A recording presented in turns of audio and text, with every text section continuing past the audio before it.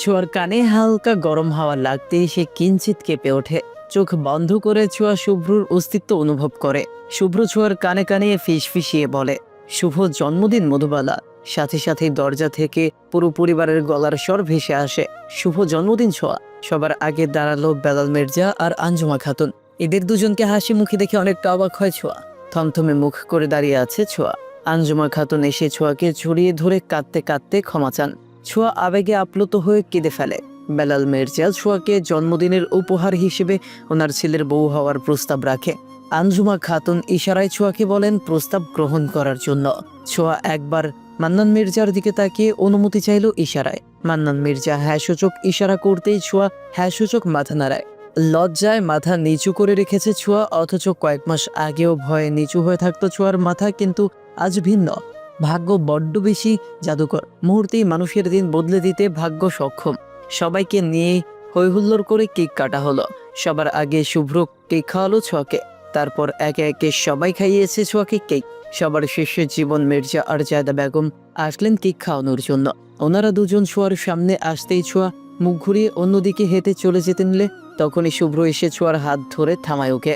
দেখ ছোঁয়া, যা হয়েছে ভুলে যায়, এবার অনেক তো দিন কাটলো, একটু স্বাভাবিক কর নিজেকে এবার। এইসবের মধ্যে তো চাচিম্মুর কোনো দোষ নেই, তাহলে ওনাকে কেন কষ্ট দিচ্ছিস তুই? তুই কি জানিস তুই ওনার সতীনের মেয়ে জেনেও উনি তোকে কতটা ভালোবাসে? এখন তোকে এখন আগের থেকেও বেশি মায়া করে উনি। কবে বুঝবি তোর প্রতি ওনার একটা আলাদা মায়া আছে, টান আছে, যা আমাদের কারো প্রতি নেই। ওনার সাথে তোর রক্তের সম্পর্ক না হলেও উনি তোকে চোখে হারায়। কিন্তু শুভ্র ভাই, আমার যে ভীষণ লজ্জা লাগে ওনার চোখে চোখ রাখতে। দেখো পাগলিমের কাণ্ড, লজ্জার কি আছে? আজ থেকে চাচি নয় মা বলে ডাকবে আমায়, বুঝেছো? মেজো ভাবি মারা যাওয়ার কয়েকদিন আগে আমায় বলেছিলেন ওনার যেমন অধিকার আছে তোমার উপর, তেমন অধিকার আমারও আছে। কিন্তু তখন বুঝতে পারিনি উনি সত্যি সত্যি আমার হাতে তোমাকে রেখে চলে যাবেন দূর অজানায়। ডাকবে তো আমায় মা বলে। সোয়াজাদা বেগমের কথা শুনে অশ্রু চোখে মান্নান মির্জার দিকে তাকায়। উপস্থিত পুরো পরিবার শব্দহীন মূর্তিতে দাঁড়িয়ে দেখছে সব। ছোঁয়ার শিশু চাচা চাচি সবসময় চুপচাপ এবং দূরে থাকে সব রকম ঝামেলা থেকে, কিন্তু আজ তাদের চোখেও জল চিকচিক করছে। মান্নান মির্জা মাথা নাড়িয়ে অনুমতি দিতেই ছোঁয়া ঝাপটে জড়িয়ে ধরে জায়দা বেগমকে। মা মেয়ে দুজনেই কাঁদছে, বোবা কান্না। পুরো পরিবারের চোখে জল টলমল করছে। লিলি সোহাকে জড়িয়ে ধরে অশ্রু চোখে হাসছে। ছোঁয়া একবার কাপা কণ্ঠে মা বলে ডাকে জায়দা বেগমকে। এতে উনি যেন সর্বসুখ পেয়েছেন এমন ভাবে খুশি হয়েছেন। হঠাৎ ছোঁয়া সবাইকে উদ্দেশ্য করে বলে, আমি একটা কথা ক্লিয়ার করে বলে দিচ্ছি, জীবন মির্জার সাথে স্বাভাবিক হতে যেন কেউ আমায় জোর না করে, নয়তো আবার এমনভাবে যাব ঘর ছেড়ে কেউ আর খুঁজে পাবে না আমায়। এই মানুষটার জন্য আমি আমার জন্মদাত্রী মায়ের মুখটা পর্যন্ত দেখতে পারিনি। এই মানুষটার জন্য আমার গর্ভধারিণী মা আমাকে গর্ভে নিয়ে দীর্ঘ 9 মাস কষ্ট করেছে। কখনোই ক্ষমা করতে পারবো না আমি এই মানুষটাকে, যে পুরুষ স্ত্রী সন্তানকে অস্বীকার করে। আমার নজরে সে কাপুরুষের চেয়েও যদি কোনো নিচু স্থান থাকে তাহলে সেই স্থানে। মা প্লিজ, তুমিও কখনো জোর করিও না আমায়, নয়তো তোমাকেও দূরে করে দিতে বাধ্য হব নিজের থেকে।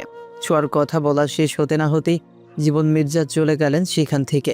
জীবন মির্জার চোখে আজ জলের স্রোত। নিজের মেয়ের মুখে এইসব শোনার চেয়ে মৃত্যু অনেক ভালো। লজ্জায় মরে যেতে ইচ্ছে করছে জীবন মির্জার। জীবন মির্জার জীবনে যে আরো একটি কঠিন সত্যি লুকিয়ে আছে, এটা যে সবার অজানা। শুধুমাত্র ছোঁয়ার জন্য যে অনেক বড় ত্যাগ স্বীকার করেছেন, সেটা যে আজও সবার থেকে লুকিয়ে রেখেছেন। ছোঁয়া কি জানতে পারবে এই নির্মম সত্যিটা? পারবে কি জীবন মির্জাকে ক্ষমা করে একবার বাবা বলে ডাকতে? জীবন মির্জার যে খুব ইচ্ছে করে একবার ছোঁয়ার মুখে বাবা ডাক শুনতে। শুভ্র সবার সামনে হাঁটু গেড়ে বসে একটা স্বর্ণের আংটি ছোঁয়ার দিকে এগিয়ে দিয়ে বলে, হবি আমার বেডরুমের রাজরানী, হবি কি আমার হৃদয়ের হৃস্পন্দন, দিবি কি অধিকার তোকে প্রাণ উজাড় করে ভালোবাসার, থাকবি সারা জীবন আমার মধুবালা হয়ে, কথা দে। ছোঁয়া লজ্জা মাখা মুখশ্রীতে একটু হাসি ফুটিয়ে বাম হাত এগিয়ে দেয় শুভ্রর দিকে। শুভ্র খুশি হয়ে দ্রুত ছোঁয়ার আঙুলে আংটিটা পরিয়ে দিয়ে খুশিতে লাফাতে থাকে। শুভ্র তার সব প্রশ্নের উত্তর হ্যাঁ হবে হয়তো ভাবতে পারেনি। শুভ্র লাফানো দেখে পুরো পরিবার খুব খুব করে হেসে ওঠে। ছোঁয়া ভীষণ লজ্জা পেয়ে মাথা নুইয়ে আছে। অদ্ভুত রকমের অনুভূতি হচ্ছে ছোঁয়ার বুক জুড়ে। শুভ্র হুট করেই সবার সামনে ছোঁয়াকে বলে ওঠে, এই মধুবালা শোন। শুভ্র ভাই, আর একবার যদি শুভ্র ভাই ডাকিস আমায়, তবে মাথায় তুলে ছাদ থেকে টুপ করে ছেড়ে দিব, মনে রাখিস। হয় শুধু শুভ্র ডাকবি, নয়তো কিছু ডাকার দরকার নাই। আসছে ভাই ডাকতে। চুল যা বাকি রেখেছিলাম গতবার সেগুলো কেটে ন্যাড়া করে দিব একদম। শুভ্রর কথা শুনে সবাই কিছুক্ষণ হা হয়ে থেকে হু হু করে হেসে ওঠে। ছোঁয়া এবারে লজ্জা সামলাতে না পেরে এক ছুটে নিচের রুমে চলে গেল। সকালে আলিফের কল পেয়ে লিলি ঘুম থেকে জাগে। আজ লিলি ছোঁয়ার রেজাল্ট দিবে, তাই লিলির মন খারাপ। আলিফ ওকে অনেকভাবে বোঝাচ্ছে। আলিফের কল কেটে লিলি ছোঁয়ার কাছে গেল। এমা, এত সকালে ছোঁয়া গেল কই?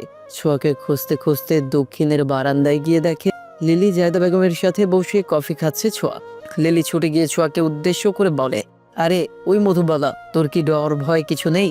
আজ রেজাল্ট দিবে আর তুই এখানে বসে রিল্যাক্স হয়ে কফি খাচ্ছিস? আরে কুল মাই ডিয়ার অনলি ওয়ান জামাইয়ের বোন আমার ননদ। হ্যাঁ, হঠাৎ কি হলো রে তোর ছোঁয়া? জ্বর টর হয়নি তো?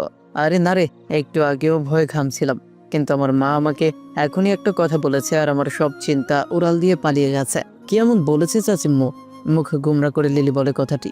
জায়দা বেগম হাসতে হাসতে চলে যান সেখান থেকে।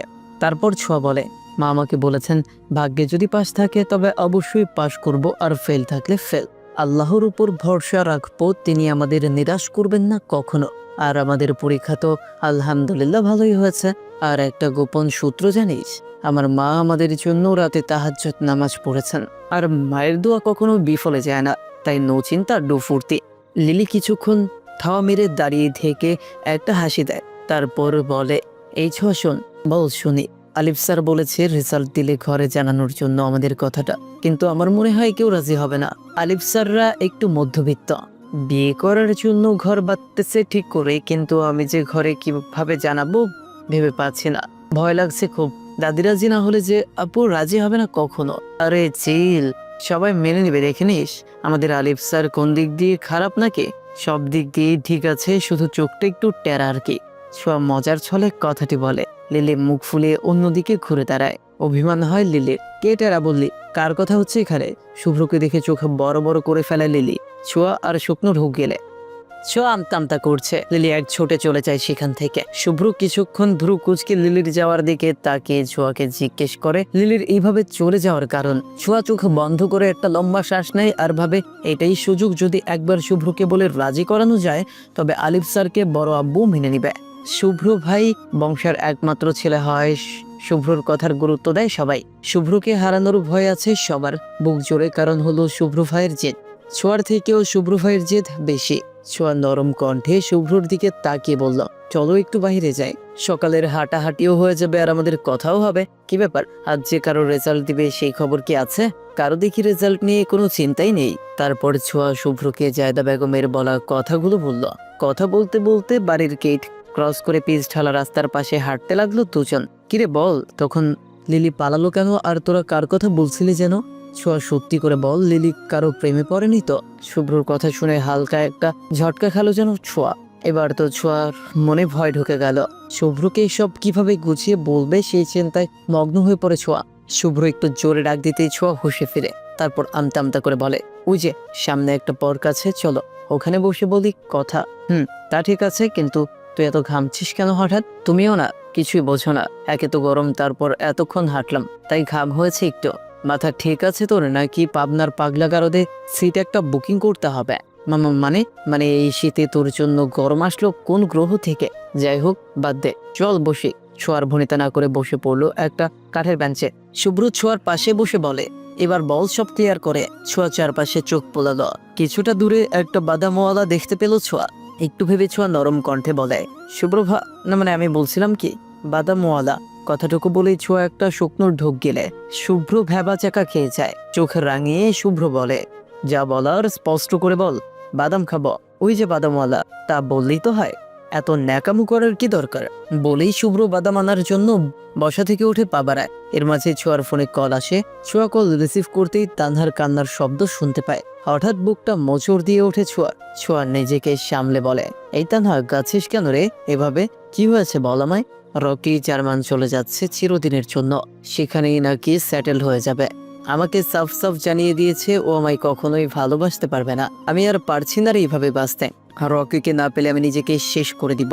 রকি তোকে এখনো প্রচন্ড ভালোবাসে, প্লিজ তুই বল একবার ওকে, ও নিশ্চয়ই তোর কথা শুনবে। আমার কোনো কথাই শুনছে না রকি, আমি পাগল হয়ে যাব রে। আচ্ছা ঠিক আছে, কান্না থামা তুই আগে। আগামী 3 ঘন্টার মধ্যে রকি তোকে বিয়ের প্রস্তাব দিবে। তৈরি হয়ে থাক, আজকেই তোদের বিয়ে হবে। তোর মা বাবা তো এমনিতেই জানে রকিকে তুই ভালোবাসিস, আর রকির মা বাবাকে রাজি করার দায়িত্ব আমার। এটা বলেই কল কেটে দিল ছোঁয়া। ছোঁয়া বুঝতেছে না কি করবে এখন। দুইটা দায়িত্ব নিয়ে বসে আছে, অথচ মাথা শূন্য হয়ে আছে। শুভ্র বাদাম নিয়ে এসে দেখে ছোঁয়া থোয়া মেরে বসে আছে। শুভ্র বাদামের ঠুঙায় গিয়ে দিয়ে বলে, কিরে হঠাৎ দেবদাসী হয়ে আছিস কেন? তোর বয়ফ্রেন্ড রকি ছ্যাঁকা টাকা দিল নাকি? ছোঁয়া কিছু না বলে হা হয়ে শুভ্রর দিকে তাকিয়ে আছে। শুভ্র আবারও বলল, কিরে ছ্যাঁকা খেয়ে স্মৃতি হারিয়েছিস নাকি মধুবালা? না মানে একটা কাজ আছে আমার, তুমি বাসায় যাও, আমি সন্ধ্যায় চলে আসবো। মানে কি, যাবি কই একা একা, তাও সারাদিনের জন্য? ছোঁয়ার কোনো পথ না খেয়ে শুভ্রকে সব খুলে বলল। শুভ্র কুটকুট করে হেসে ফেলল, কিন্তু রকির জন্য একটু মন খারাপও হয়। বেচারা রকির তো কোনো দোষ নেই, সে তো আর জানতো না ছোঁয়ার জন্ম শুভ্রর জন্যই। বড্ড বেশি বোকা রকি নামের ছেলেটা। শুভ্র ভাবছে আর হাসছে। শুভ্রর হাসিতে ছোঁয়া ভীষণ বিরক্ত। ছোঁয়ার রকির মা বাবাকে বুঝিয়ে রাজি করিয়েছে। শুভ্র বসে বসে দেখছে আর মুগ্ধ হচ্ছে। ছোঁয়ার প্রেমে যেন শুভ্র নতুন করে পড়ছে আবারও। রকির মা বাবাকে রাজি করাতে তেমন কষ্ট করতে হয়নি, কারণ তানহাকে আগে থেকেই চেনেন ওনারা রকির ফ্রেন্ড হিসেবে। আর তানহার পরিবারও বেশ ভালো, তাই চটজলদি রাজি হয়ে যান রকির মা বাবা। তানহার পাগলামিগুলো কেন জানি শুভ্রর মনে ধরেছে খুব। কতটা ভালোবাসলে একটা মেয়ে একটা ছেলের জন্য এমন পাগলামি করতে পারে শুভ্রর জানা নেই। সত্যি শুভ্র খুব অবাক হচ্ছে রকির ভাগ্য দেখে। কয়েকজনের ভাগ্যেই বা জোরে এমন ভালোবাসা, অথচ রকি পেয়েও হারাতে বসেছে। রকি নিজের রুমে কাপড় চোপড় ট্রলি ব্যাগে গুছিয়ে রাখছে। সন্ধ্যার আগে রওনা হতে হবে তাকে, তাই দ্রুতভাবে হাত লাগাচ্ছে সে। ছোঁয়া কয়েকবার টোকা দিতেই রকি বিরক্তিকর চাহনি নিয়ে দরজা খুলে ছোঁয়াকে দেখে অবাক। কাপা কাপা হাতে রকি দরজা বন্ধ করতে যেতেই শুভ্র তার নজরে পড়ে। শুভ্রকে রকি অনেকবার দেখেছে কলেজে, তাই চেনা জানা আছে। হঠাৎ ছোঁয়ার শুভ্রকে দেখে রকির কথা মুখে আটকে যাচ্ছে, তবু নিজেকে কন্ট্রোল করে বলে, কিরে ছোঁয়া, বিয়ের দাওয়াত দিতে আসলে নাকি? কিন্তু দাওয়াত দিয়েও যে কোনো লাভ হবে না। রাত 9টায় আমার ফ্লাইট, জার্মান চলে যাচ্ছি। একটা ভালো কাজের অফারে এসেছে, তাই আর দেরি না করে চলে যাচ্ছি। জানা নেই ফিরবো কবে, হয়তো আর নাও ফিরতে পারি। এইখানে দাঁড়িয়ে কি সব কথা বলবি নাকি? ভেতরে যেতে ডাকবি না? আরে কি বলিস, ডাকবো না কেন? আয়, যাওয়ার আগে তোকে দেখবো ভাবতে পারিনি। ধন্যবাদ আসার জন্য।